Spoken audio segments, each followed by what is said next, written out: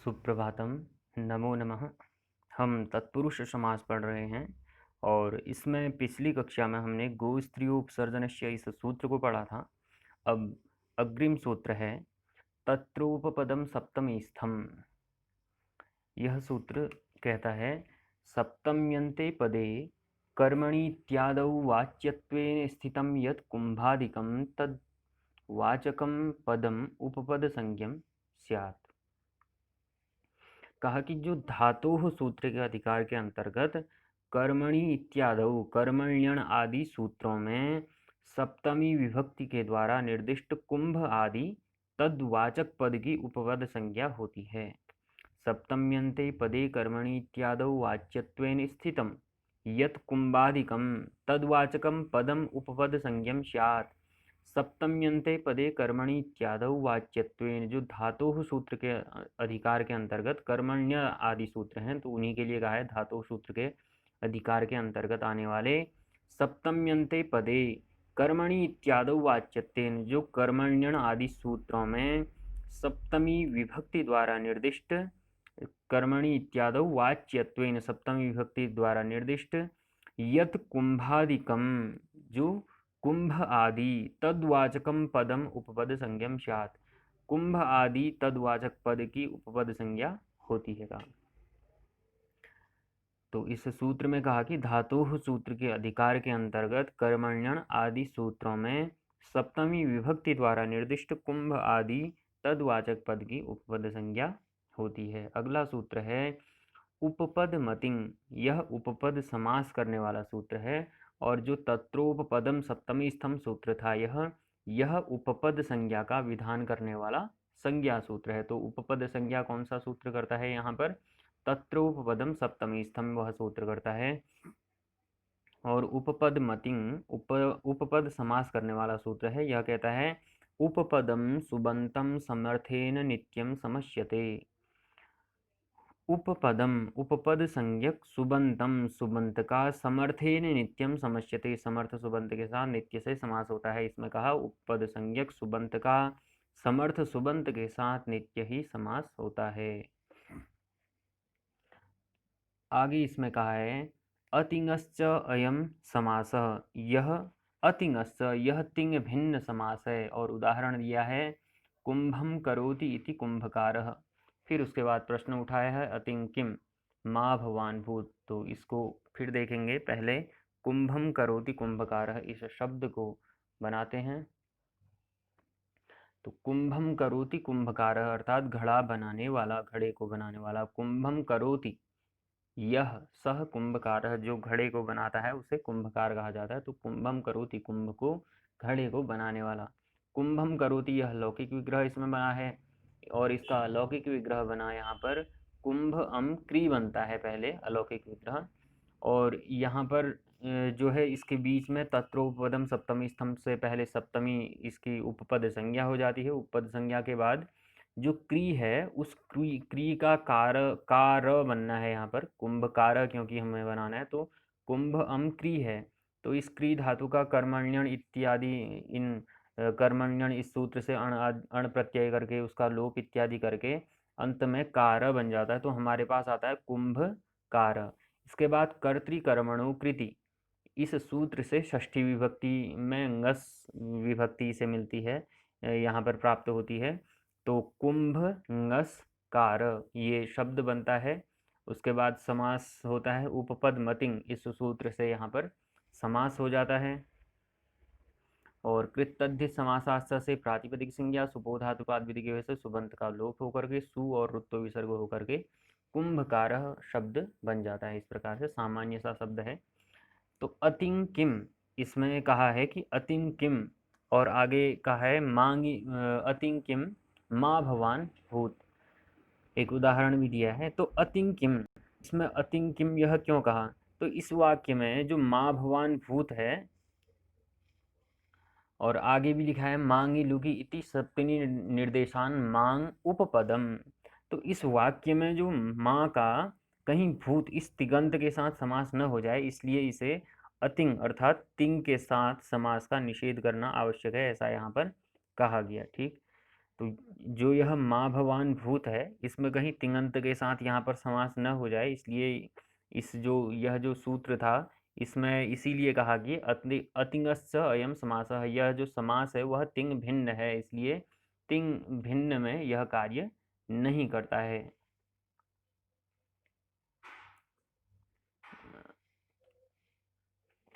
अग्रिम आगे जो है परिभाषा आ रही है, गति कारकोपपदानां कृद्भिः सह समासवचनम प्राक् सुबुत्पत्तेः व्याघ्री अश्वकृति कच्छपि इत्यादि। तो यह जो परिभाषा है, यह परिभाषा कहती है गति कारक उपपदानां कृद्भिः सह समासवचनम प्राक् सुबुत्पत्तेः। तो गति कारक और उपपद, इन कृदंतों के साथ, इनका गति कारक और उपपद इनका कृद्भिः सह, कृदंतों के साथ समास वचनम प्राक् सुबुत्पत्तेः। तो इन कृदंतों के साथ समास करना हो तो कृदंतों से सुप विभक्ति लाने से पूर्व ही अर्थात असुबंत अवस्था में ही समास करना चाहिएगा। तो गति कारक और उपपद इन कृदंतों के साथ यदि समास करना हो कहा, तो उस समास को कब करना चाहिए? तो प्राक सुबुत्पत्ति, सुप विभक्ति लाने से पूर्व ही इनमें समास कर लेना चाहिए, अर्थात असुबंत अवस्था में ही समास कर लेना चाहिए। ऐसी उदाहरण बताए यहाँ पर व्याघ्री, अश्वकृति, कच्छपि इत्यादि। तो जैसे व्याघ्री है विशेष रूप से सूंघने वाली, इसका अर्थ है। तो विशेषण जिघ्रति, यह लौकिक विग्रह इसका बनता है विशेषण जिघ्रति। तो यहाँ पर गति कारक उपपदानां कृद्भिः सह समासवचनम प्राक् सुबुत्पत्तेः, इस नियम से यहाँ पर उपपद मतिंग, इस सूत्र से यहाँ पर पहले ही समास हो जाता है। तो समास इत्यादि करके, यण इत्यादि करके यहाँ पर हमारा शब्द बनता है व्याघ्र, और जातेर स्त्री विषयादयोपधात से जाति लक्षण में नीस किया जाता है यहाँ पर। तो व्याघ्र नीस हमारा बन जाता है। व्याघ्र नीस बनने पर इसका नीश का अनुबंध लोप करके, इसके जो नकार है और शकार का इसका अनुबंध लोप होकर के केवल ई बचता है। व्याघ्र ई को मिला देंगे तो व्याघ्री बन जाता है।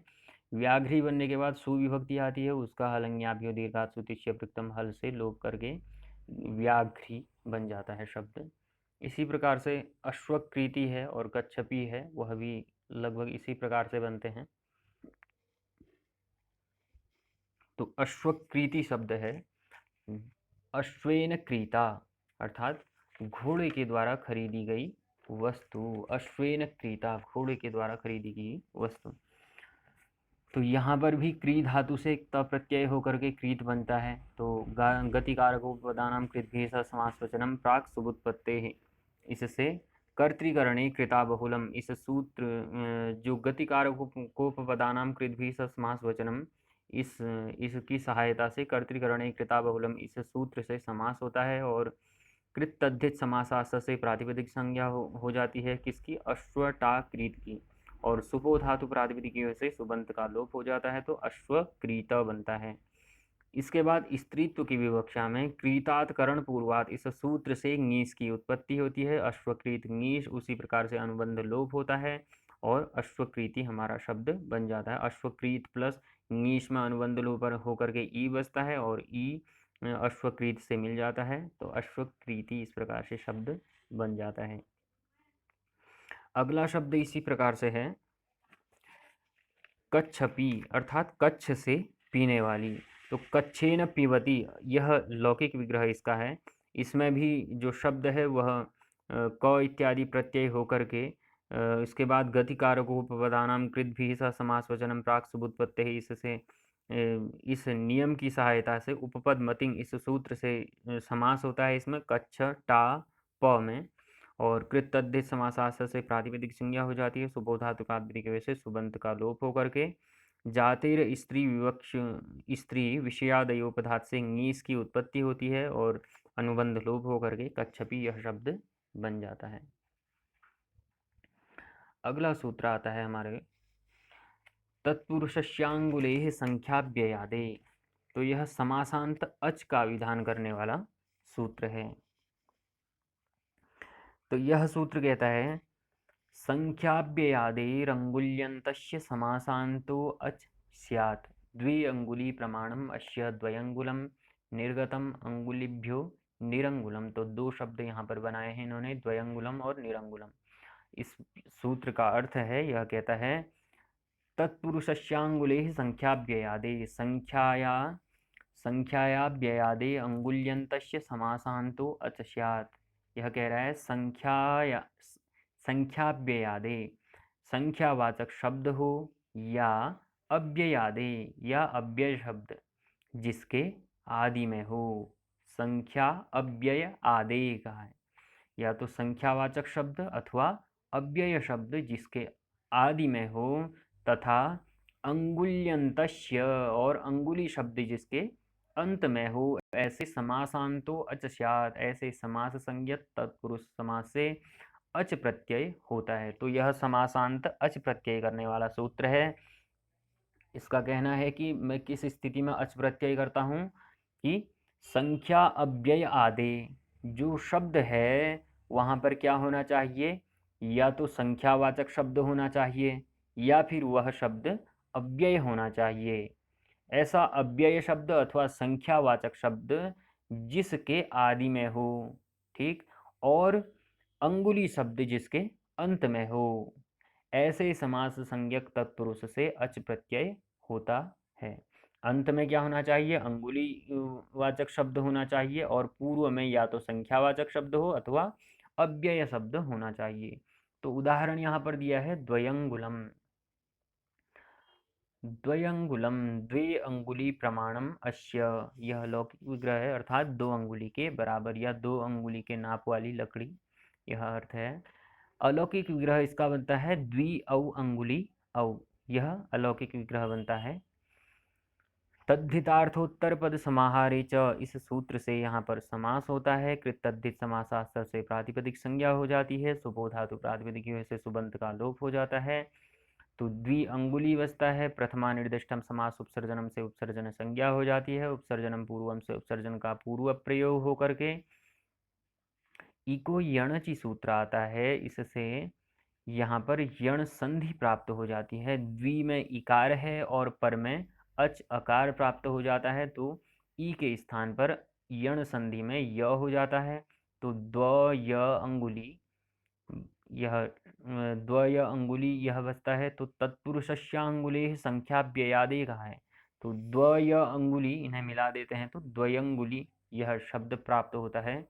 तत्पुरुषस्यांगुले संख्याव्ययादे, यह अच प्रत्यय का विधान करने वाला सूत्र है, समास के अंत में अच प्रत्यय करने वाला। तो यह कहता है कि जो शब्द है वह कैसा होना चाहिए, या तो संख्यावाचक शब्द हो अथवा अव्यय शब्द होना चाहिए पूर्व में।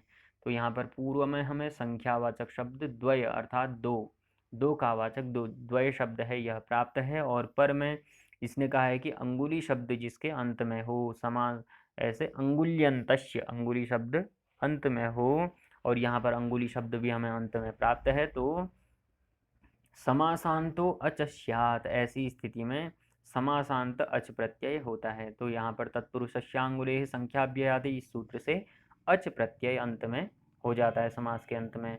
तो द्वयंगुली अच बनता है। इसके बाद यश्येति च, इस सूत्र से द्वयंगुली के इकार का लोप हो जाता है, द्वयंगुल अ बचा और सुविभक्ति आकर के द्वयंगुल सु बना। अतो अम से सु के स्थान में अम आदेश हो जाता है, अमी पूर्वा से पूर्व रूप होकर के द्वयंगुलम बन जाता है। इसी प्रकार से निरंगुलम भी ऐसे ही बनता है। निरंगुलम निर्गतम अंगुलिभ्य, यह लौकिक विग्रह बना, अर्थात निकल गई अंगूठी, अंगुली से अंगूठी निकल गई। और अलौकिक विग्रह इसका बनता है निरअंगुलीभ्यस्। तो निरादयः क्रांताद्यर्थे पंचम्याः, इस वार्तिक से यहाँ पर समास होता है,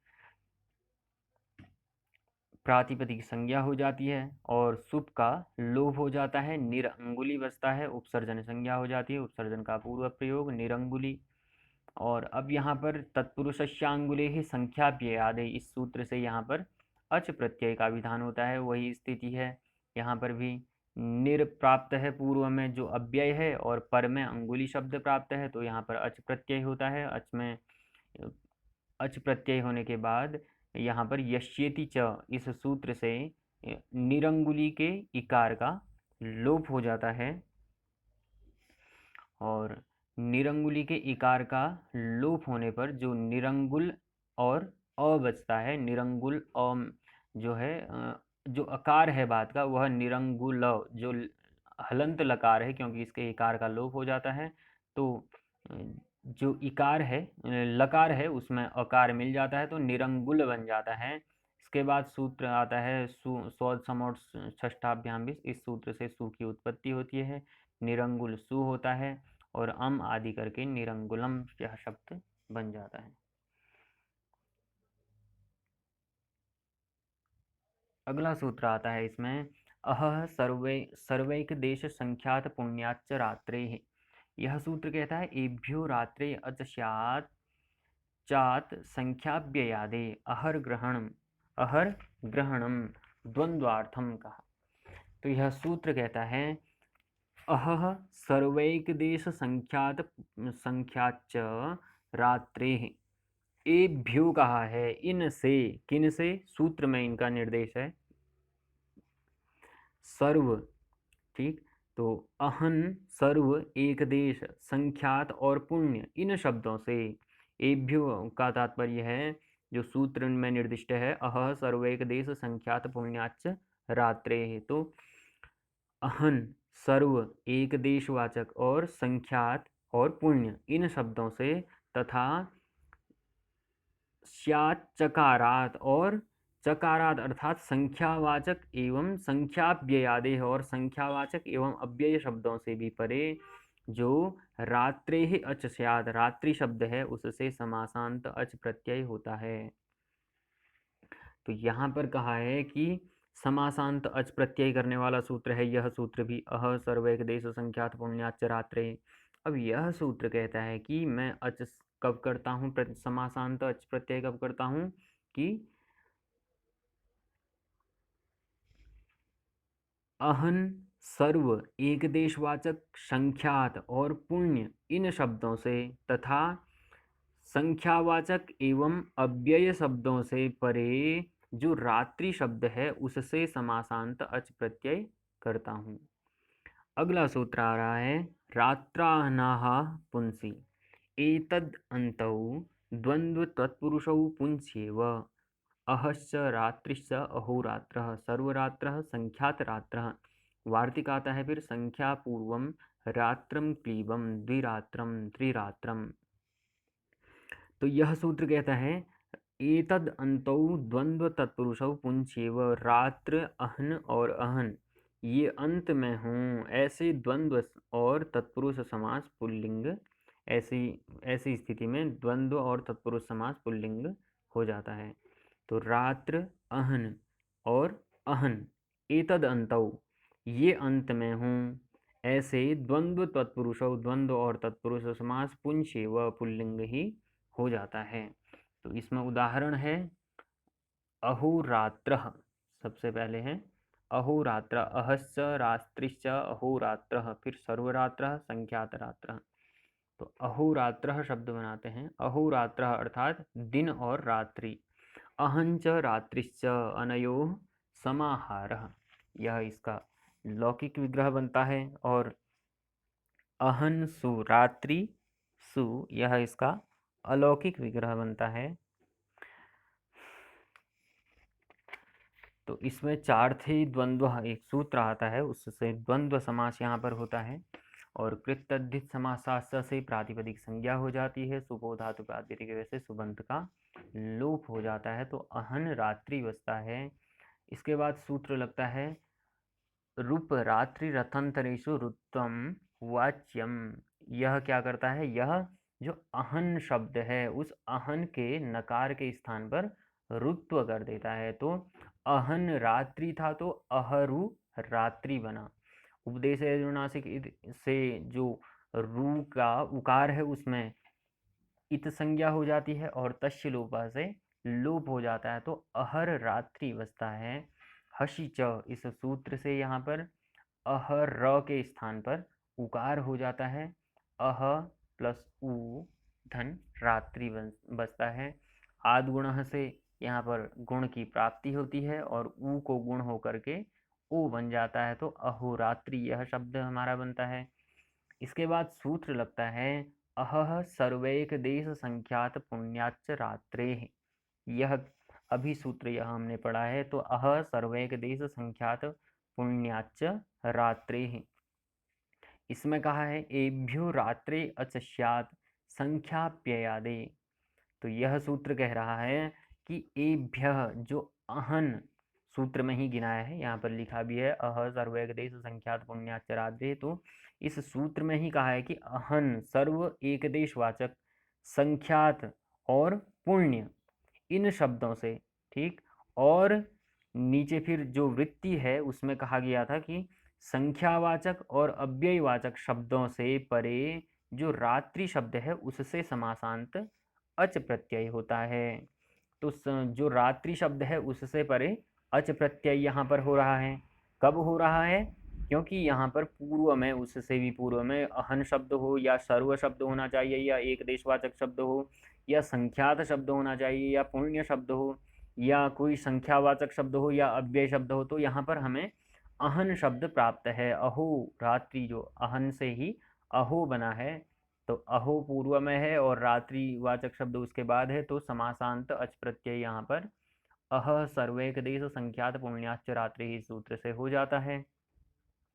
अब अच में हलंत्यम से इत संज्ञा तस्य लोपा से लोप होकर के चकार का, तो अ ही बचता है अहोरात्रि अ। यश्येति च इस सूत्र से इकार का लोप हो जाता है, अहोरात्र अ बचता है। तकार में अकार मिल करके अहोरात्र यह पूर्ण शब्द बन जाता है। अब इसके बाद परवलिंगम द्वंद्व तत्पुरुषयोः से उत्तर पद का विधान करने के लिए स नपुंसक से नपुंसक लिंग प्राप्त हो रहा था, लेकिन उसे बाध करके यहाँ पर रात्राहनाः पुंसी, यह सूत्र जो हमने पढ़ा अभी यहाँ पर रात्राहनाः पुंसी, यह कहता है कि एतदन्तौ द्वंद्व तत्पुरुषौ पुंस्येव, कि रात्र अहन और अहन ये अंत में हों, ऐसे द्वंद्व और तत्पुरुष समास पुल्लिंग हो जाता है। तो यह द्वंद्व समास का है उदाहरण यहाँ पर। तो इसमें रात्र और अहन ये अंत में हों, ऐसे द्वंद्व और तत्पुरुष समास पुल्लिंग में हो जाता है। तो यहाँ पर जो है यह सूत्र, इस सूत्र की प्रवृत्ति हो रही है, यह स नपुंसकम को रोक रहा है नपुंसक लिंग करने के लिए, तो यह पुल्लिंग करने वाला सूत्र है और यह कहता है कि रात्राहना पुंसी, रात्र अहन अहन ये अंत में हूँ, ऐसे द्वंद्व और तत्पुरुष समास से पुल्लिंग होता है। तो यहाँ पर हमें रात्र अहन और अहन के स्थान पर हमें एक शब्द प्राप्त होता है, रात्र शब्द प्राप्त हो जाता है अंत में। तो इस सूत्र की सहायता से इसे पुल्लिंग हो जाता है और सुविभक्ति आती है, रुत्व विसर्ग होकर के अहोरात्र यह पूरा का पूरा पुल्लिंग का शब्द बन जाता है। इसके बाद अगला शब्द बनता है हमारा सर्वरात्रः। सर्वरात्र सर्वा च असौ रात्रिः, अर्थात सारी रात, सर्वा च असौ रात्रिः, इसका अलौकिक विग्रह है सर्वासु रात्रि सु। अब इस सूत्र में, इसमें विशेषणम विशेष्येण बहुलम, इस सूत्र से क्या हो जाता है, समास होता है। प्रातिपदिक संज्ञा होकर के सुलोप होकर के सर्वा रात्रि ये बचा हमारा। अब सूत्र लगा सर्वनामनो वृत्तिमात्रे पुंवद्भावः, इससे जो सर्वा शब्द है उसे पुल्लिंग हो जाता है, तो सर्व रात्रि यह बचता है अह सर्वैक देश पुण्याच्च संख्यात पुण्याच्च रात्रि ही, इस सूत्र से अज प्रत्यय होता है, अज का अनुबंध लोप होकर के अ बचता है, सर्वरात्रि अ बचा, यश्यति च से इकार का लोप हो जाता है, सर्वरात्र ये शब्द बन जाता है अकार मिल करके। इसके बाद रात्राहना पुंसी से पुल्लिंग होकर के सर्वरात्र को सुरुत्व विसर्ग से सर्वरात्र बन जाता है। पूर्व की तरह ही बन रहे हैं, ऐसे ही पूर्व रात्र है, रात्रि का पहला भाग पूर्वम रात्रि है, लौकिक विग्रह बना, अलौकिक विग्रह पूर्वसु रात्रिंगस, पूर्वापराधरोत्तर नेकदेशी में नेकाधिकरणे से समास हुआ, प्रातिपदिक संज्ञा हुई, लोप हुआ, उपसर्जन संज्ञा हुई, उपसर्जन का पूर्व प्रयोग हुआ, पूर्व रात्रि बना, अह सर्वेग देश संख्यात पुण्याच्च रात्रि से अच प्रत्यय का विधान होता है, पूर्व रात्रि अ बचा, यश्यति च से इकार का लोप हो जाता है, अहोरात्र बन जाता है। इसके बाद रात्राहना पुंसी से पुल्लिंग होकर के सुरुत्व विसर्ग होकर के पूर्व रात्रः बना। इसी प्रकार संख्यात रात्रः है, यह भी ऐसे ही बनेगा। संख्याता च असौ रात्रि, अर्थात गिनी गई जो रातें हैं, लौकिक विग्रह यह है संख्याता च असौ रात्रि। अलौकिक विग्रह बनता है संख्याता सु रात्रि सु। प्रातिपदिक संज्ञा होती है और कृतद्धित समासास्थ से प्रातिपदिक संज्ञा, सुपो धातु प्रातिपदिक से सुबंत का लोप होता है। उपसर्जन संज्ञा होती है, उपसर्जन का पूर्व प्रयोग होता है। संख्याता रात्रि बना। पुंवद पुंवत कर्म धारय जातीय देशीयेषु, इससे पुंवत भाव हो जाता है इसे। तो संख्याता के स्थान पर संख्यात रात्रि हो जाता है। संख्याता के स्थान पर आकार के स्थान पर आकार स्त्रीलिंग हुआ रहता है इसे, तो इसे पुंवत कर्म धारय जातीय देशीयेषु से जो है पुल्लिंग हो जाता है, तो संख्यात रात्रि बनता है। और अह सर्वैक देश संख्यात पुण्याच्च रात्रि से अच प्रत्यय का विधान होकर के अनुबंध लोप होकर के अ बचता है। यश्चेति च से रात्रि के इकार का लोप होकर के अकार उसमें मिल जाता है। संख्यात रात्र बना। रात्राना पुंसी से पुल्लिंग का विधान होकर के सुरुत्व विसर्ग होकर के संख्यात रात्रः बन जाता है। इसी प्रकार से आगे है फिर द्विरात्रम।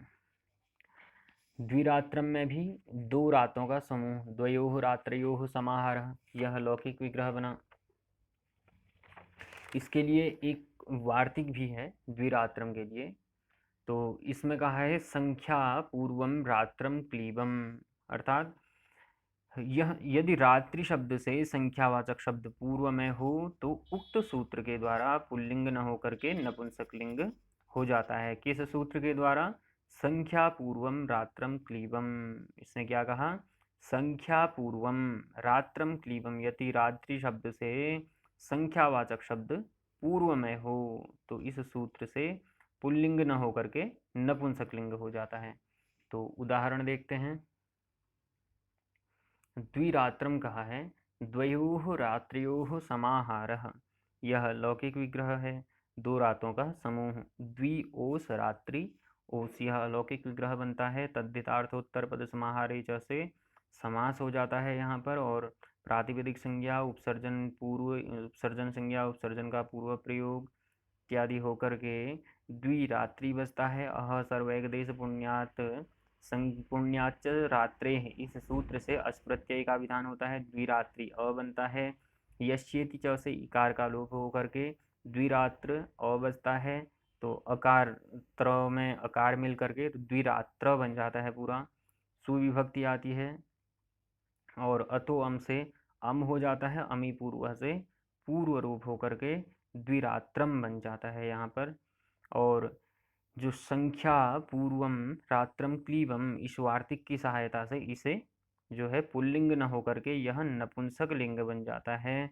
वह क्या कहता है कि संख्या पूर्वम रात्रम क्लीबम, यदि रात्रि शब्द पूर्व में हो, यदि रात्रि शब्द से संख्यावाचक शब्द पूर्व में हो तो इस सूत्र से पुल्लिंग न होकर के नपुंसक लिंग हो जाता है। तो रात्रि शब्द से पूर्व में यहाँ पर संख्यावाचक द्विशब्द है, इसीलिए यहाँ पर जो है पुल्लिंग न होकर के इस वार्तिक से संख्या पूर्वम रात्रम क्लीबम, इस वार्तिक से यहाँ पर नपुंसक लिंग हो जाता है।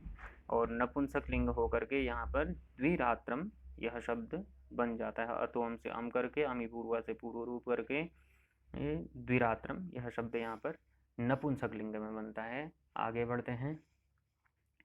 अगला सूत्र आता है राजा सखिभ्यश टच। यह सूत्र टच प्रत्यय का विधान करने वाला सूत्र है। यह कहता है एतदंतात् तत्पुरुषात् टच स्यात् परम राजः। यह सूत्र कहता है राजा सखिभ्यस टच।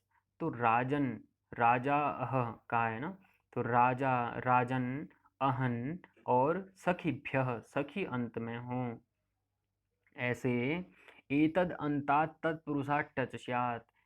तो राजन, अहन और सखी शब्द अंत में हो, ऐसे शब्द से समास हो जाने के बाद समास के अंत में टच प्रत्यय होता है। तो यह भी सूत्र जो है समासांत टच प्रत्यय करने वाला सूत्र है। लेकिन यह कब करता है? यह जो है राजन, अहन और सखी शब्द यदि अंत में हों तो ऐसे शब्दों से समास हो जाने पर यह समास के अंत में टच प्रत्यय करने वाला सूत्र है।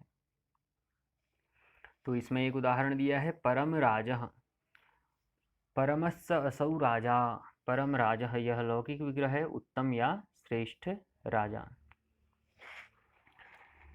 तो यहाँ पर विशेषणम विशेष्येण बहुलम, इस सूत्र से यहाँ पर समास हो जाता है। परमसु राजनसु यह अलौकिक विग्रह है, इसमें समास हो जाता है। प्रातिपदिक संज्ञा हो जाती है, सु विभक्ति का लोप होता है, उपसर्जन संज्ञा, उपसर्जन का पूर्व प्रयोग होकर के परम राजन बन जाता है।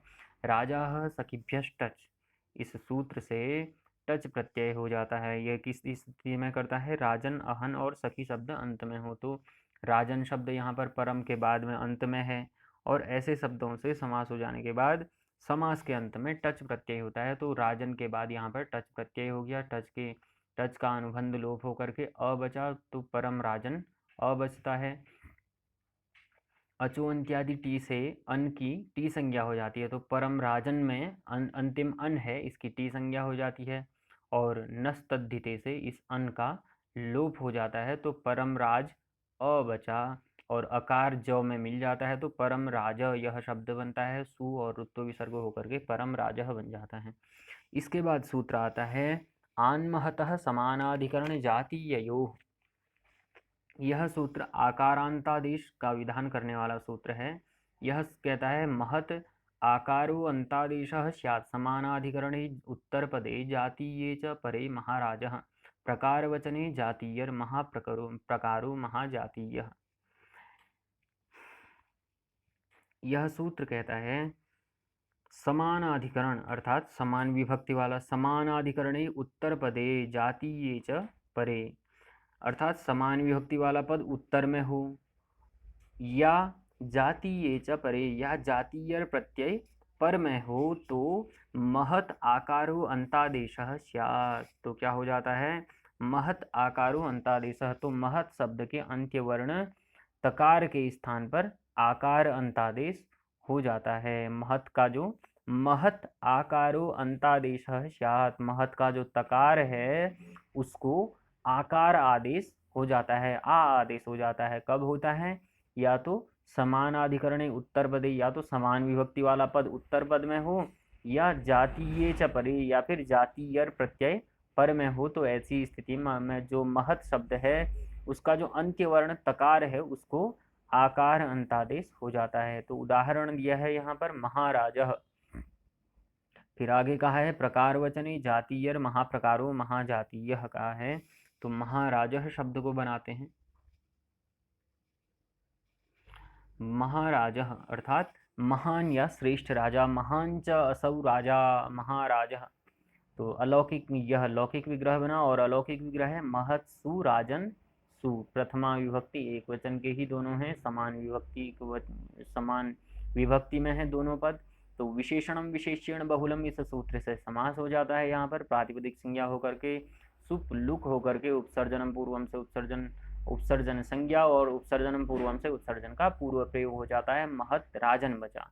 अब आन्महतः समानाधिकरण जातीययोः, इस सूत्र से महत शब्द के तकार को आकार आदेश हो जाता है।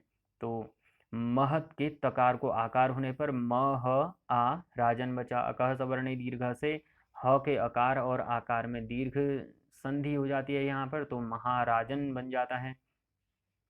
राजाः सखिभ्यस् टच, इस सूत्र से टच प्रत्यय का विधान होता है, और टच होने पर अनुबंध लोप होकर के अकार बचता है, तो महाराजन अ बचा, यचिभम से भ संज्ञा हो जाती है अचोन, और यचिभम से भ संज्ञा महाराजन की भ संज्ञा हो जाती है, और अचोन इत्यादि टी से टी संज्ञा हो जाती है, किसकी, महाराजन में जो अंतिम अन है इसकी टी संज्ञा हो जाती है।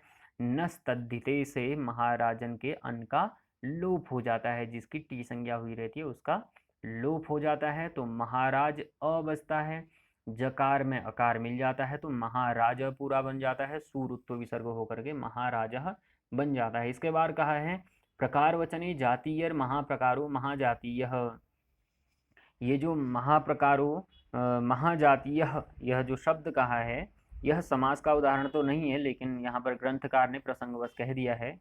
तो इसका प्रकार वचने जातीयर प्रत्यय करने वाला यह सूत्र है, क्योंकि यहाँ पर प्रसंगवश इसलिए दिया है क्योंकि जो आन्महतः समानाधिकरण जातीययोः कहा कि महत् आकारो अन्तादेशः स्यात् समानाधिकरणे उत्तरपदे जातीये च परे। तो जातीयर प्रत्यय का एक सामान्य उदाहरण दिखाने के लिए यहाँ पर तो इस महाजातीय इस शब्द का यहाँ पर प्रयोग किया गया। तो प्रकार वचने जातीयर में यहाँ पर इत संज्ञा होकर के महत जातीयर यह बनता है। आन महतः समानाधिकरण जातीययोः, इससे फिर सु महत जातीय होकर के सुरुत्व विसर्ग होकर के महाजातीय, इस प्रकार से यह शब्द बन जाता है। आगे बढ़ते हैं। द्वयष्टनः संख्यायाम बहुब्रीयः शीत्योः, यह एक जो है सूत्र आया है, इसमें कहा है आत् स्यात् द्वौ च दश च द्वादश और अष्टाविंशतिः।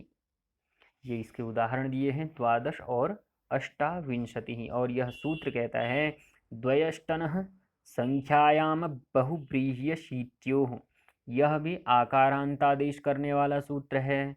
और यह कहता है कि द्वि और अष्टन शब्दों को आकार अंतादेश होता है। कब होता है?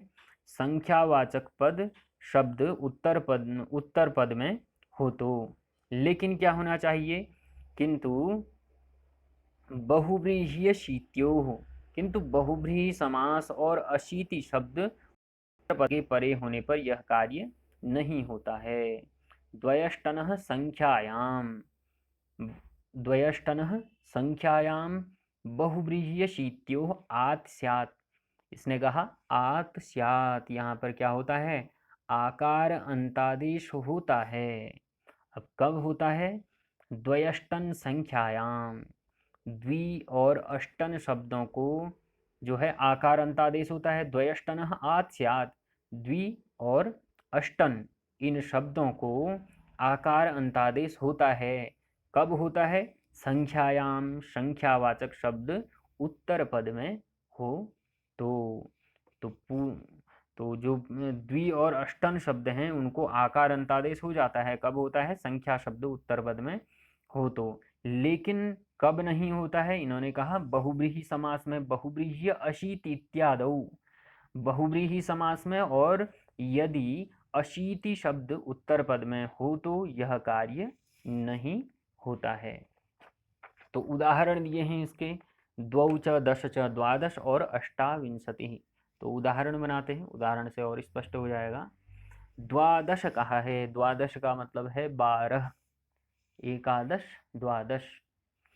तो द्वौ च दश च, यह लौकिक विग्रह इसका बनता है और अलौकिक विग्रह इसका बनता है द्वि औ दशन जस, यह इसका अलौकिक विग्रह बनता है। चार थे द्वंद्व से, इसमें द्वंद्व समास हो जाता है। प्रातिपदिक संज्ञा और सुविभक्ति का लोप हो करके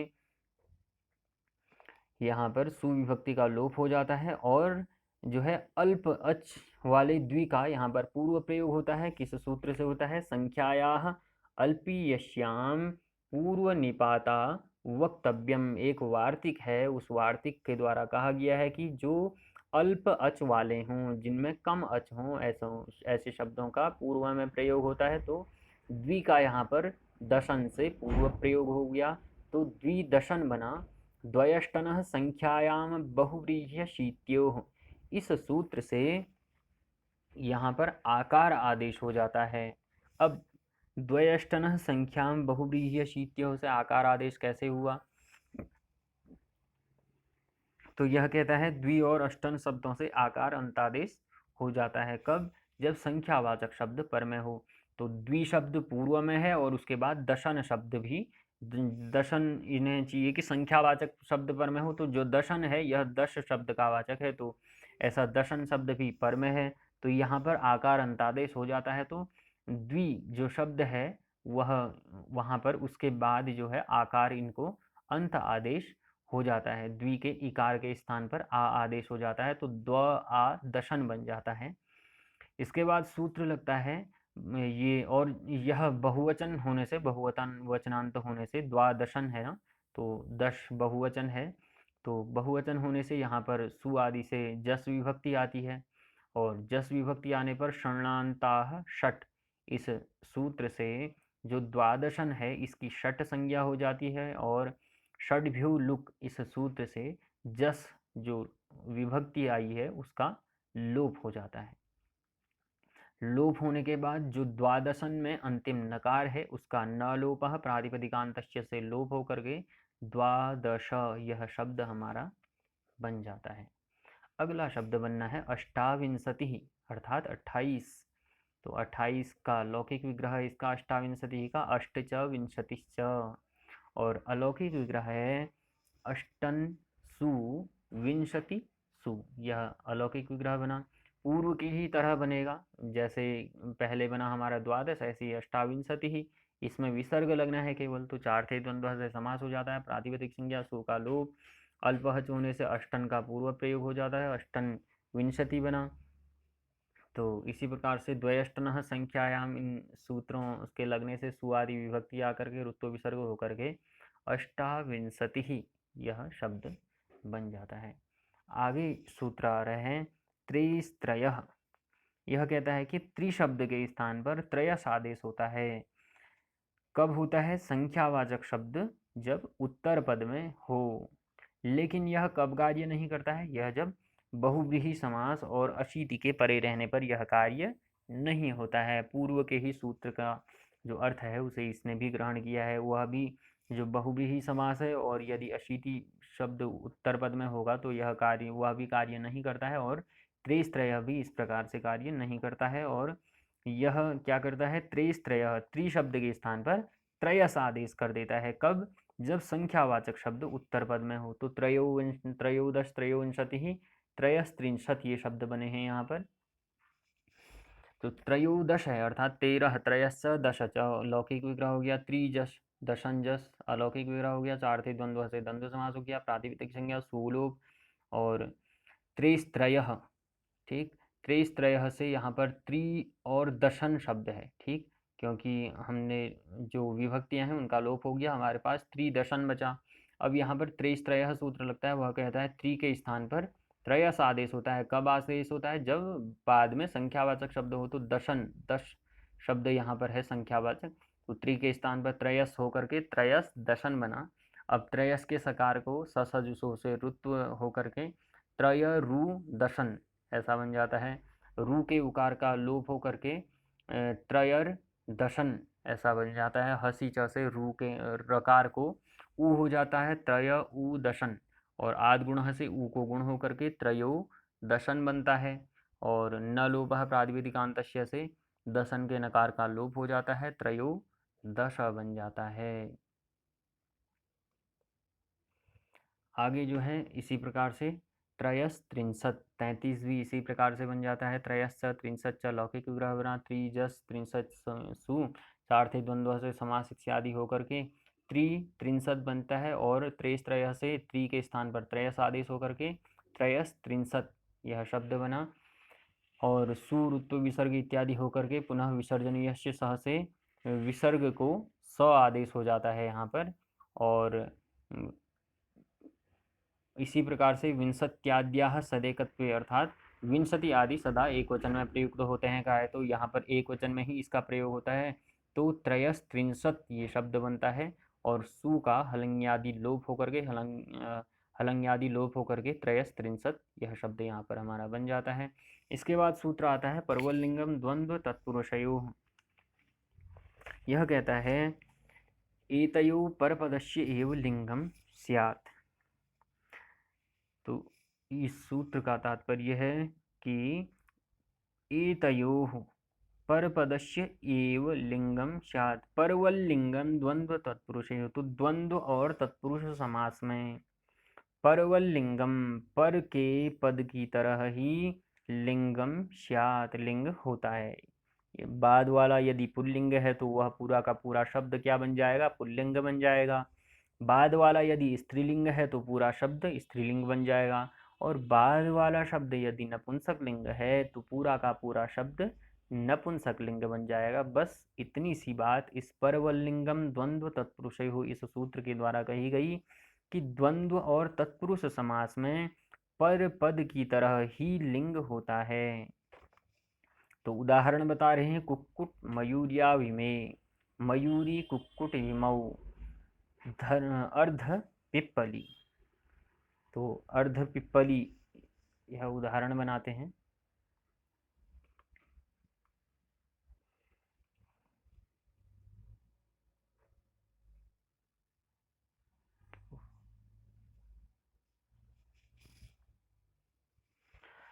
अर्ध पिप्पली है पिप्पली का आधा भाग। पिप्पली अर्थात चींटी, पहले भी आप पढ़ चुके हैं। तो अर्धम पिप्पल्या, यह लौकिक विग्रह इसका बना, और अलौकिक विग्रह बनता है पिप्पलिंगस अर्ध सु, यह अलौकिक विग्रह बना। वही प्रातिपदिक संज्ञा सुलोप इत्यादि करके पिप्पली अर्ध हो करके, और प्रथमा निर्दिष्टम समास उपसर्जनम से उपसर्जन संज्ञा, उपसर्जनम पूर्वम से अर्ध उपसर्जन का पूर्व प्रयोग करके अर्ध पिप्पली बनता है। और अर्ध पिप्पली बनने पर परवलिंगम द्वंद्व तत्पुरुषयोः, यह सूत्र आता है। यह कहता है, यह इसने कहा कि द्वंद्व और तत्पुरुष समास में पर पद की तरह ही लिंग का विधान होता है। तो यहाँ पर पिप्पली जो शब्द है वह स्त्रीलिंग है, तो अर्ध पिप्पली यह पूरा का पूरा जो शब्द है वह स्त्रीलिंग में बन जाता है, अर्ध पिप्पली। इसी प्रकार से कुक्कुट मयूर्यौ इमे, मुर्गी और मोरनी शब्द कहा, मुर्गा और मोरनी शब्द कहा। तो कुक्कुटस्स मयूरी च, यह लौकिक विग्रह बना। कुक्कुटसु मयूरीसु प्रथमा एक वचन में, यह विभक्ति आई इनकी अलौकिक विग्रह में। स्वार्थे द्वंद्व से द्वंद्व समास हुआ, प्रातिपदिक संज्ञा सुलोप होकर के अब कुक्कुट मयूरी बना। अब परवलिंगम द्वंद्व तत्पुरुषयोः, इस सूत्र से यहाँ पर परवलिंगम बाद वाले के लिंग के समान ही पूर्व वाले का भी लिंग हो जाता है। तो मयूरी स्त्रीलिंग में है यहाँ पर, तो कुक्कुट जो पुल्लिंग में है वह भी कुक्कुट मयूरी के साथ मिल करके जो है स्त्रीलिंग का बन जाता है। और इसमें सु आदि विभक्ति आती है, द्विवचन का होने के कारण सु औ विभक्ति यहाँ पर आती है। औ विभक्ति आकर के यहाँ पर जो है इको यण से यण इत्यादि संधि भी होती है, और कुक्कुट मयूर्यौ यह शब्द बन जाता है, और यह शब्द स्त्रीलिंग का शब्द बनता है। अगला उदाहरण आता है, तो कुक्कुट मयूरी भी हमने पढ़ लिया और अर्ध पिप्पली भी बनाया। अब वार्तिक है, द्विगु प्राप्तापन्नालं पूर्वगति समासेषु प्रतिषेधो वाच्यः, यह कहता है पंचसु कपालेषु संस्कृतः पंचकपालः पुरोडासः। तो यह सूत्र कहता है, द्विगु प्राप्तापन्नालं पूर्वगति समासेषु प्रतिषेधो वाच्यः। द्विगु समास और प्राप्त आपन्न और अलम पूर्व गति समासेषु, पूर्व अलम पूर्व वाले, और गति समासेषु तत्पुरुष समास एवं गति समास में परवल लिंगता का निषेध करना चाहिए कहा। यह एक वार्तिक आया, तो इसने कहा कि द्विगु समास एवं प्राप्त आपन्न और अलम पूर्व वाले ऐसे तत्पुरुष समास और गति समास में ऐसी परवल लिंगता का निषेध करना चाहिए। परवल लिंगता से तात्पर्य कि बाद वाले के लिंग के समान, जिस प्रकार से इन शब्दों में लिंग का विधान कर दिया जा रहा था कि जैसे अर्ध पिप्पली में पिप्पली जो बाद का शब्द स्त्रीलिंग वाचक है, उसी से ही पूरे शब्द का विधान कर दिया जा रहा था कि यह अर्ध शब्द भी उसमें जैसे पिप्पली में मिला तो पूरा का पूरा शब्द स्त्रीलिंग वाचक माना गया। तो इसी के लिए यहाँ पर कहा गया कि द्विगु समास में एवं प्राप्त आपन्न और अलम पूर्व वाले जो तत्पुरुष समास हैं और गति समास में ऐसी परवल लिंगता का निषेध करना चाहिए। तो एक उदाहरण बताया है यहाँ पर, पंचकपालः पुरोडासः। तो इसका लौकिक विग्रह है, पंचसु कपालेषु संस्कृतः, यह लौकिक विग्रह है, 5 पात्रों में तैयार किया हुआ पुरोडास अर्थात हवनीय पदार्थ। तो पंचन सुप कपाल, सुप यह अलौकिक विग्रह इसका बना। इसमें संस्कृतम भक्ष्याः इस तद्धित प्रत्यय की विवक्षा में तद्धितार्थोत्तर पद समाहारे च इस सूत्र से समास हुआ। प्रातिपदिक संज्ञा उपसर्जन संज्ञा इत्यादि हुई। इसके बाद न लोपः प्रातिपदिकांतस्य से जो पंचन का नकार है उसका लोप हो जाता है, पंच कपाल बना। इसके बाद द्वंद्व परवल लिंगम द्वंद्व तत्पुरुषयोः, इस सूत्र को बाध करके इसका बाधक बन करके द्विगु प्राप्तापन्नालम पूर्वगति समासेषु प्रतिषेधो वाच्यः, इस सूत्र के द्वारा कहा गया कि जो अभी इसने बताया कि जो जैसे द्विगु समास है और प्राप्त आपन्न और अलम इन पूर्व वाले शब्दों और तत्पुरुष समास में और गति समास में परवल लिंगता का निषेध करना चाहिए कहा, तो इस सूत्र से यहाँ पर पंचकपाल जो शब्द है वह पुल्लिंग का बना और सु और रुत्व विसर्ग आकर के यहाँ पर पंचकपाल यह शब्द बन जाता है।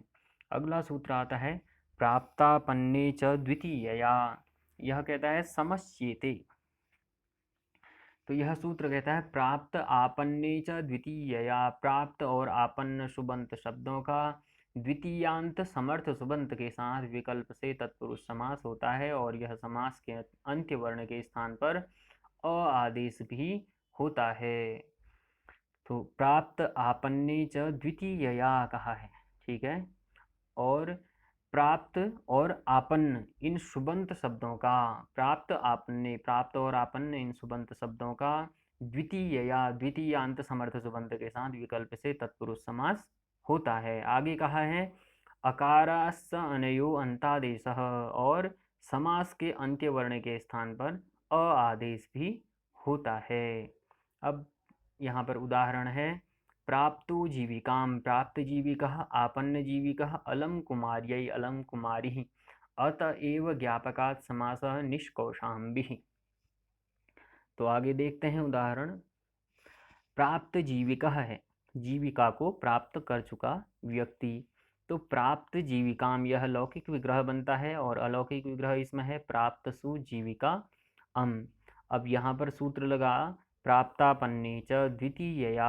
इस सूत्र से क्या हुआ, यहाँ पर एक तो आ को जो अंतिम आ है, जीविका में अंतिम आ है, उसे अ हो गया। और इस सूत्र ने कहा कि प्राप्तापन्ने च द्वितीया, प्राप्त और आबंत सुबंतों का द्वितीयांत समर्थ सुबंत के साथ समास होता है। तो यहाँ पर प्राप्त जो शब्द है उसका द्वितीयांत जीविकाम, इसमें अम विभक्ति लगी हुई है द्वितीया एक वचन की, तो इस द्वितीयांत समर्थ सुबंत के साथ यहाँ पर समास हुआ। और जो जीविका में अंतिम आकार है उस आकार के स्थान पर अकार कर देता है, तो प्राप्त जीविका बन जाता है। ठीक, प्राप्त जीविका बनने के बाद परवलिंगम द्वंद्व तत्पुरुषयो, इससे यहाँ पर स्त्री होना था, स्त्रीवाचक होना था, लेकिन द्विगु प्राप्तापन्नालम पूर्वगति समासेषु इस सूत्र के द्वारा यहाँ पर पुल्लिंग का विधान किया गया। पुल्लिंग का विधान करने पर सु और उत्तो विसर्ग होकर के प्राप्त जीविका बन जाता है। इसी प्रकार आपन्न जीविका शब्द भी बनता है कि जीविका को प्राप्त कर चुका व्यक्ति। आपन्नो जीविकाम यह लौकिक विग्रह है। आपन्न सु जीविका अम यह अलौकिक विग्रह बनता है इसका। और प्राप्तापन्ने च द्वितीयया इस सूत्र से यहाँ पर समास हो जाता है और समास होकर के प्रातिपदिक संज्ञा उपसर्जनम पूर्वम से उपसर्जन का पूर्व प्रयोग हो जाता है।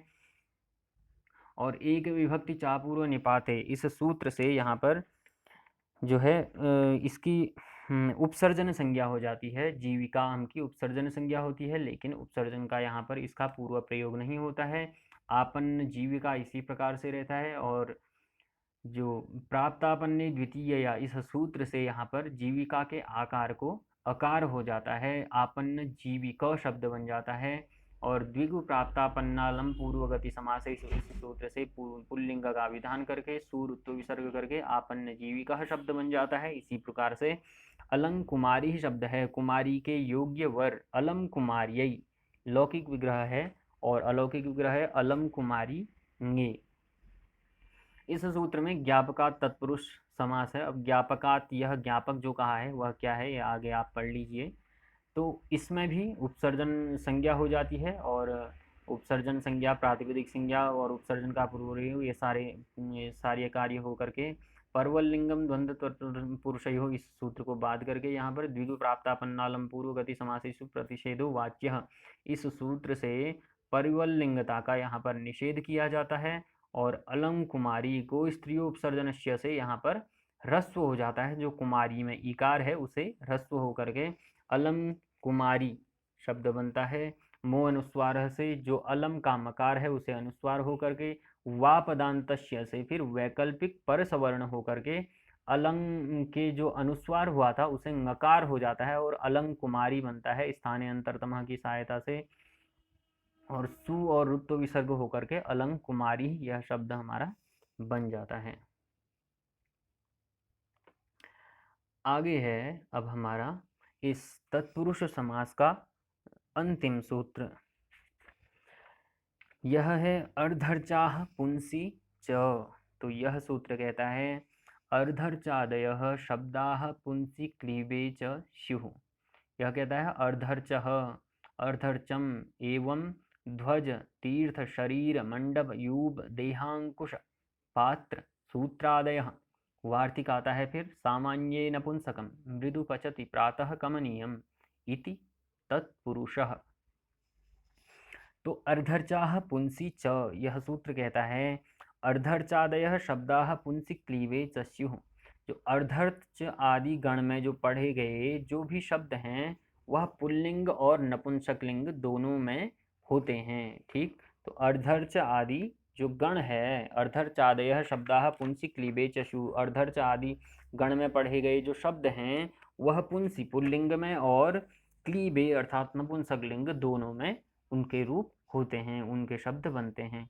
तो इसी प्रकार से जैसे अर्धर्चः अर्धर्चम, अर्धर्चः किस में है? पुल्लिंग में है, अर्धर्चम नपुंसकलिंग में है। ऐसे ही ध्वजः ध्वजम, ध्वजः पुल्लिंग में और ध्वजम नपुंसकलिंग में। तीर्थः तीर्थम, तीर्थः पुल्लिंग में, तीर्थम नपुंसकलिंग में। शरीरः पुल्लिंग में, शरीरम नपुंसकलिंग में। मंडपः पुल्लिंग में, मंडपम नपुंसकलिंग में।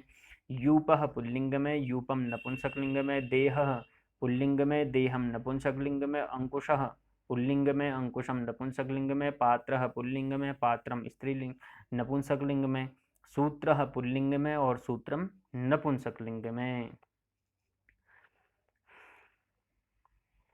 तो इस प्रकार इन शब्दों में समास हो या न हो, लेकिन ये उभय लिंग अर्थात दोनों लिंगों में इनका प्रयोग होता है। तो जैसे ध्वजः ध्वजम, तीर्थः तीर्थम, शरीरः शरीरम, मंडपः मंडपम, यूपः यूपम, कुश और कुशः कुशम, अंकुशः अंकुशम, पात्रः पात्रम, सूत्रः सूत्रम, अर्धर्चः अर्धर्चम, इस प्रकार से इनका प्रयोग होता है। तो एक उदाहरण इसमें बताया गया है।